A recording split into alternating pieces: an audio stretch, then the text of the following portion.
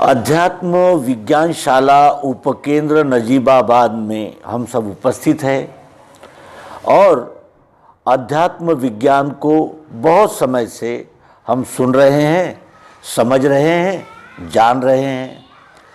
कितने ही महान लोगों की संगत हमने की, कितने ही महान लोगों के पास हम रहे, कितने ही महान लोगों से प्रश्नोत्तरी की, कितने ग्रंथ पढ़े, कितने पंथों का सुना। हम अपने ही जीवन की ओर देखते हैं तो उसमें ऐसा विविधतापूर्ण ऐसा एक रूप प्रकट होता है और इसका जैसे ढेर सारा दूध है और उस दूध को हमें दिल्ली ले जाना है, तो हम उतना तो हमारे पास बड़ी टैंकर तो है नहीं, तो हम क्या करते हैं, उसको मथ के मक्खन बनाते हैं। मक्खन भी बहुत सारा बन जाता है तो हम उसको और औटा के उसको घी बना लेते हैं। तो जो टैंकर में रखा हुआ दूध था वो एक केन में घी बनकर दिल्ली चला जाता है।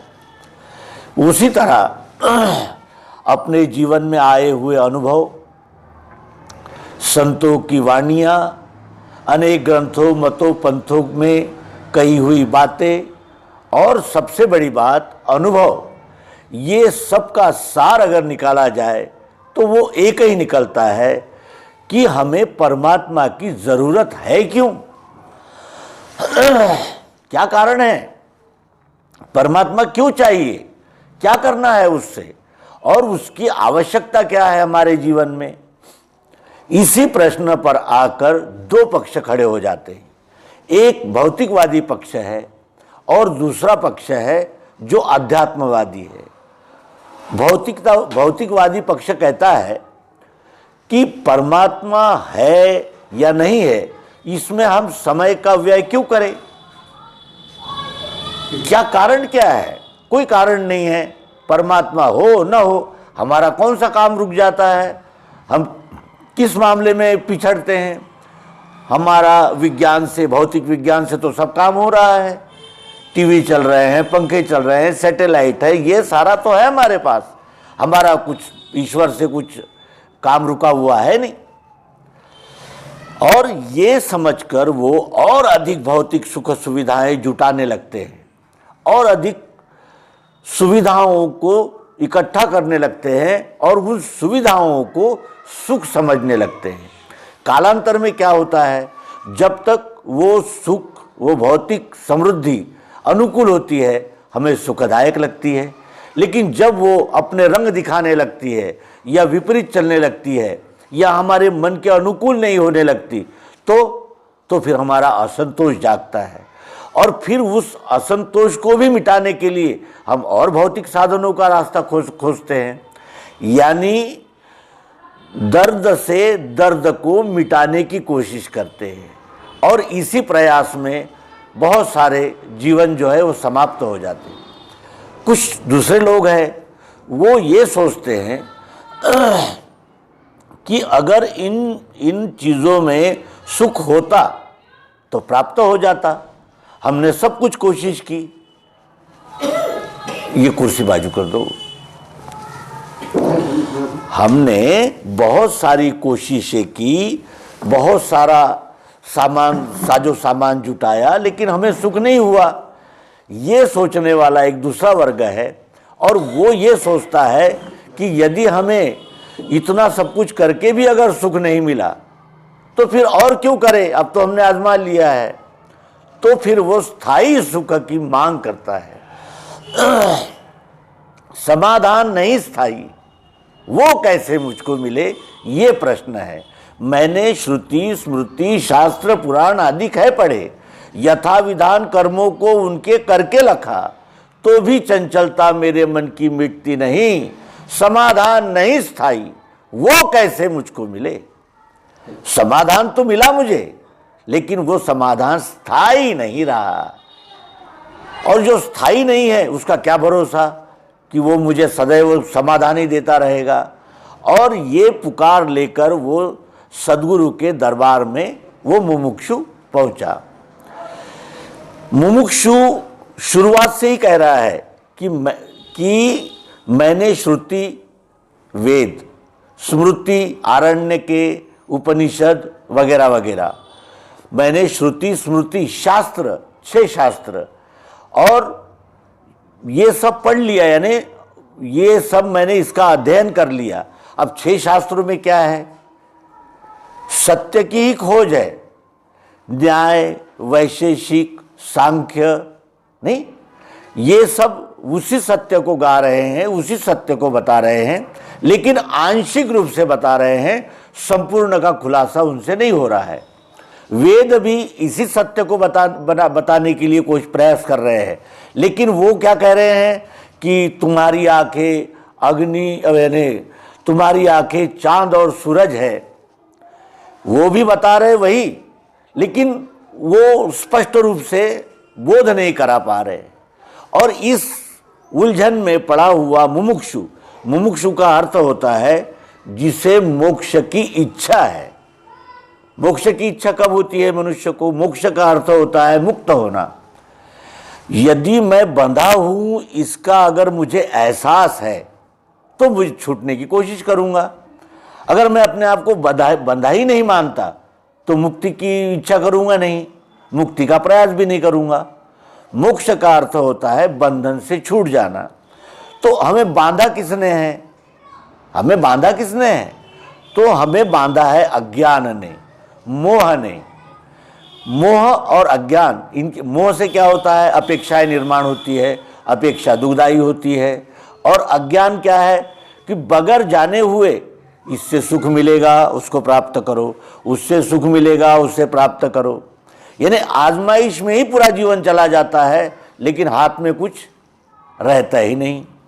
इस प्रकार वो मुमुक्षु सद्गुरु के दरबार में गया, सद्गुरु के चरण स्पर्श किए। सद्गुरु, हम जब किसी को प्रणाम करते हैं तो क्या वो कोई एक्सरसाइज होती है? कोई एक्सरसाइज है वो नमस्कार करना? वो एक्सरसाइज नहीं है, वो है अपने अहंकार को झुकाने का प्रयास करना। हम भी जो आराध्य है, या समझ लीजिए जो हमारे पूज्य है, मान्यवर है, या हमारे आदरणीय है, हम उनके चरणों में झुकते हैं। केवल शरीर झुकता है, हमारा मन, बुद्धि, चित्त और अहंकार नहीं झुकता। हम उसमें भी अपने आप को बचा करके एक कवायद के तौर पे, उससे क्या होता है? अगला व्यक्ति तो आशीर्वाद देता ही है क्योंकि झुक रहा है, लेकिन जब तक ये झुकता नहीं, जैसे कोई भी वस्तु हमें चाहिए तो हमें हाथ को ऐसे पसारना होगा, ऐसा हाथ करके हम कोई वस्तु नहीं ले सकते। वस्तु यदि प्राप्त करनी है तो हमें ऐसा करना ही होगा, क्योंकि जब हम ये अंजुल बनाएंगे तभी उसमें कुछ ठहरेगा ना। तो झुकने का अर्थ होता है अपने अहंकार को समर्पित कर देना। हम अहंकार को समर्पित करते नहीं और ये दिखाने का प्रयास करते हैं कि हमारे जैसा आज्ञाकारी और हमारे जैसा आदर्श तो दूसरा कोई है ही नहीं। तो अगर हम ऐसा करेंगे तो हमें प्राप्ति नहीं मिलेगी, लेकिन हम सचमुच हृदय से नमस्कार करेंगे। और किस लिए? श्री गुरु के पदों को है मेरा दंडोत प्रेम से, यही प्रेम रहे स्थाई, कृपा दृष्टि वही मिले। वो कृपा दृष्टि यदि हमें चाहिए तो श्री गुरु के पदों को दंडवत करना होगा। दंडवत का अर्थ होता है अपने सभी इंद्रियां, मन, बुद्धि, चित्त और अहंकार को सद्गुरु के चरणों में समर्पित कर देना। इसका अर्थ यह है कि ज्ञान का अभिमान, मान का अभिमान, धन का अभिमान, सौंदर्य का अभिमान, साधन संपन्नता का अभिमान, ये सारे अभिमान सद्गुरु के चरणों में समर्पित करके जब हम खाली होकर उसके सामने उपस्थित होते हैं तब वो हमारी झोली सत्य से भरते हैं। अब दूसरे अध्याय में पहुंचते हैं हम सर्वांग योग की। क्या कहते हैं कि मुमुक्षु पूछ रहा था कि समाधान नहीं स्थायी, कहे तत्श्रुति क्या है? कहे तत्श्रुति क्या है? क्या है त्वम, रहता कहाँ, असी कहा जिसे वो क्या, ध्यान में बैठता नहीं। तत्त्वम असि। वेदों ने 4 महावाक्यों की घोषणा की है। वो 4 महावाक्य कौन से हैं? अहम ब्रह्मास्मि, अयम आत्मा ब्रह्म, तत्त्वम असि और सर्वम खल्विदम ब्रह्म। ये 4 वेदों के 4 महावाक्य है। ये 4 वेदों ने ये 4 प्रकार के अंतिम सिद्धांत खोज कर निकाले। अहम ब्रह्मास्मि, मैं ब्रह्म हूं। अयम आत्मा ब्रह्म, मेरा आत्मा ब्रह्म है। तत्त्वम असि, वही तुम हो। और सर्वम खल्विदम ब्रह्म, ये सब ब्रह्म ही है। ये 4 प्रकार के महावाक्य है। अहम ब्रह्मास्मि, ये बात भी झूठ नहीं है। अयम आत्मा ब्रह्म, ये भी झूठ नहीं है। तत्त्वमसि, ये भी झूठ नहीं है। और सर्वम खल्विदम ब्रह्म, ये तो झूठ है ही नहीं। मैं ब्रह्म हूं, मैं ही संपूर्ण विश्व हूं। अकम पधारना बैठे, झूठ है। मैं ही संपूर्ण विश्व हूं। लेकिन कब? जब त्रिपुटी के द्वारा मैं अपने स्वस्वरूप को जान लेता हूं, तब जब मैं उसके बाद जब मैं ये जानता हूं अहम ब्रह्मास्मि, उसमें अभिमान नहीं है, क्योंकि वो सत्य है। अभी जब मैं अहम ब्रह्मास्मि बगैर जाने कहता हूं तो रावण, हिरण्यकश्यपु ने क्या कहा था? हिरण्यकश्यपु ने प्रहलाद से क्या कहा था कि मैं ईश्वर हूं। रावण क्या कहता था? मैं सर्वसंपन्न ईश्वर हूं।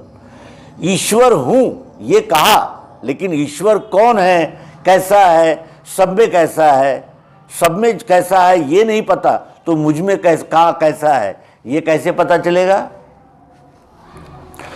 अहम ब्रह्मास्मि भी सत्य है। अयम आत्मा ब्रह्म, मेरा आत्मा ब्रह्म है। मेरा आत्मा ब्रह्म है। मेरा आत्मा का अर्थ क्या है?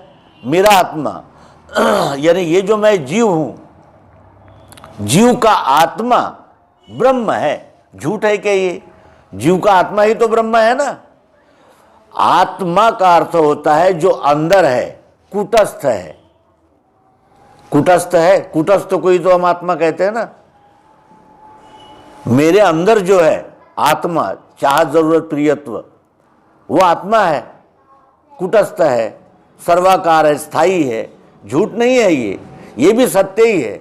लेकिन वो अयम आत्मा ब्रह्म में अयम, मैं और आत्मा, ये 2 पक्ष हो जाते हैं, द्वंद्व खड़ा हो जाता है। और इसी द्वंद्व के आधार पर ये सारे मत पंथ संप्रदाय, हिंसा, कट्टरता, मारकाट सारी इसी दोनों पक्षों में हो रही है। एक कहता है मैं सत्य है, दूसरा कहता है मेरी आत्मा सत्य है। मैं और जीवन, मैं और मेरा जीवन, मैं और मेरा आत्मा, ये 2 विभाग हो गए, द्वंद्व खड़ा हो गया, द्वैत खड़ा हो गया। और ये सत्य है, लेकिन वो कब तक? जब तक हम पूर्ण का दर्शन नहीं कर लेते। और चौथा है सर्वम खल्विदम ब्रह्म। ये तभी प्राप्त होता है जब हम तत्वदर्शी सद्गुरु के शरण में जाते हैं, सद्गुरु को अपने संपूर्ण अहंकार को समर्पित करते हैं और सद्गुरु से हम वो मांगते हैं जो अंतिम प्रश्न है। सद्गुरु से क्या मांगा जाता है? कोई जैसे 3 गुणों के लोग होते हैं, सत्वगुणी, रजोगुणी, तमोगुणी। सत्वगुणी भी कुछ चाहता है, रजोगुणी भी चाहता है और तमोगुणी भी चाहता है, लेकिन उनके चाहत में कितना अंतर है। तो जब सच्ची प्यास जागती है तो वो सत्वगुणी जब सद्गुरु के पास जाता है तो सद्गुरु से पूछता है तत्त्वम असि, इसका क्या तात्पर्य है? उसे कौन देखता है, किस तरह देखा जाता है, ये प्रश्न उपस्थित हो गया। अब तत्त्वम असि, वही तुम हो, वही क्या है, तुम कौन हो और असि का क्या तात्पर्य है? वास्तविक इनका सरल अर्थ है, तत् का अर्थ है तुम, त्वम का अर्थ है वही, असि का अर्थ है वो, तुम वही हो। कौन हूं मैं, ये प्रश्न नहीं है यहाँ। तत्त्वम असि का खुलासा सद्गुरु से वो मुमुक्षु चाहता है।